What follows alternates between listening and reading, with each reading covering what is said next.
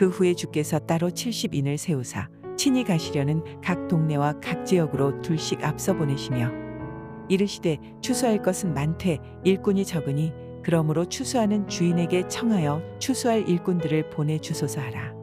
갈지어다 내가 너희를 보냄이 어린 양을 이리 가운데로 보냄과 같도다.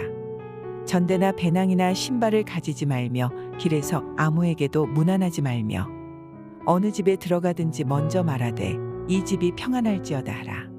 만일 평안을 받을 사람이 거기 있으면 너희의 평안이 그에게 머물 것이요 그렇지 않으면 너희에게로 돌아오리라.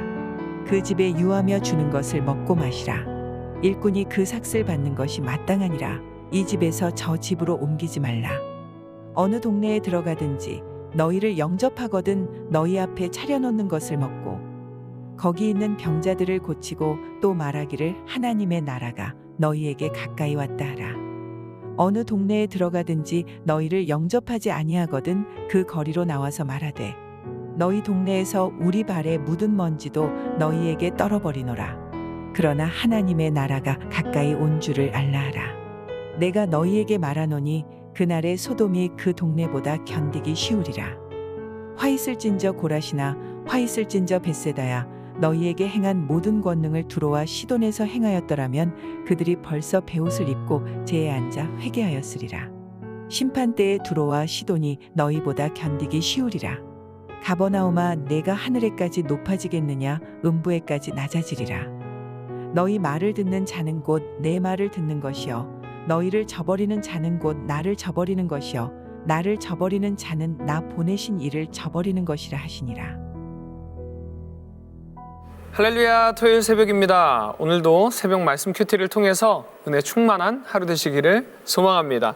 오늘 말씀에서는 예수님께서 이제 제자들뿐만이 아니라 70인의 사람들을 부르셔서 2명씩 다시 파송하는 장면이 나와 있습니다. 오늘 내용의 주된 내용은 이 70인의 파송의 내용이 아니라요. 이들의 행적이 아니라 바로 주님의 기도와 주님께서 이들에게 분부하신 내용이 주를 이루고 있습니다. 주님의 기도는 추수할 일꾼을 보내달라는 특별한 기도의 요청과 또 하나님의 이 사역자들을 위해서 특별한 보호가 필요하다라고 이야기하고 계십니다. 그리고 마지막으로 이 70인을 파송하는 주님의 구체적인 지시가 오늘 본문의 주된 내용이라고 할 수 있습니다. 그 내용은 여행을 어떻게 준비해야 되는지 또 여행 속에서 체제와 사역에 관해서 예수님께서 예를 들어서 상세하게 지시하는 것을 우리는 볼 수 있습니다. 이처럼 예수님께서는 이 말씀을 통해서 복음의 선포의 중요성을 강조하고 있다는 것입니다. 우리의 삶의 여정에 가장 중요한 부분은요, 다른 것이 아니라 바로 복음 선포입니다. 복음은 우리의 생명과 직결된 문제입니다. 하면은 좋고 안 해도 뭐 상관없고 그런 문제가 아니라는 것입니다. 복음을 전하지만 받지 않는 자들에게는 화가 있을 것이고 심판이 있을 거다라고 예수님께서는 말씀하고 있습니다. 이 심판은 변명의 여지 없이 너무도 무서운 심판만이 남아있다라고 강조하고 계십니다. 이 말씀은요, 복음, 이 복된 소식을 받지 않는 자들에게 내려지는 벌이라는 것이죠. 이 말씀은 오늘 우리에게도 적용되어야 되는 말씀입니다. 교회 공동체 안에서 복음을 받아들이면요, 치유가 있고 회복이 있습니다. 복음 안에 생명이 있습니다. 이는 바로 하나님의 나라의 모습이 미흡하지만 우리 교회 공동체를 통해서 복음을 받아들일 때 보여져야 되는 모습이고 보여지게 되는 것입니다. 왜냐하면요, 우리는 이 복음의 은혜를, 그 사랑을 받은 자들이기 때문에 그렇습니다. 하지만 반대로 교회 공동체 안에 들어와 있지만 이 복음에 반응하지 않는다면요, 아무런 변명의 여지 없이 무서운 심판이 기다리고 있을 것입니다. 왜냐하면은 언약의 공동체와 아무 상관이 없는 공동체가 되기 때문에 그렇습니다. 우리는 교회를 헬라어로 에클레시아라는 단어를 많이 사용합니다. 이 단어의 원뜻은요, 동호회라는 뜻입니다.